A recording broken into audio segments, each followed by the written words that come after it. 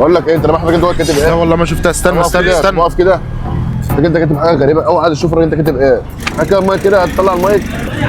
مين صاحب المكان هنا ومين اللي كاتب الكلام ده؟ كلام ابريز. اللي كاتب، مين اللي كاتب الكلام بره ده؟ كلام ايه دي يعني؟ اللي انت كاتبه ده ينفع بس تلف لي؟ انا بس معدي من السكوت، ده كاتب الكلام ده. طب ما عادي يعني الكلام ده مكتوب ما هو على الكلام ده بجد ولا اي كلام؟ يا باشا الكلام ده مكتوب على طول السنه. يعني لو اي حد جالك دلوقتي قال لك انا عايز وجبه هو الصايم هديله كده ببلاش، طب انت بتستفاد ايه بقى؟ ده حاجه بتاعت ربنا.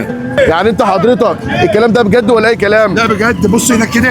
بص هناك فين؟ بص هناك كده. يعني الكلام ده تبعك اللي هناك ده؟ طب والله تعالى كده. العظيم.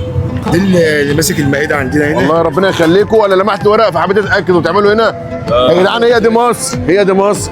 مفيش احلى من اللمه. انت راجل محترم. انا عايز اعرف انت حضرتك شغال ايه، بجزار ولا شغال شغالين جزارين وعندنا محل مطعم هنا. مطعم هنا؟ طب اهم حاجه بقى اللحمه عندك بكام عشان الناس تجي لك؟ اللحمه عندي ب 350 جنيه، عامل عرض النهارده والله العظيم لمده 10 ايام ب 350. 350 جنيه. انت عندك توصيل؟ وعندي توصيل. طب انا هحط رقمك ولازم انزل الحاجه الكويسه ديت لمصر.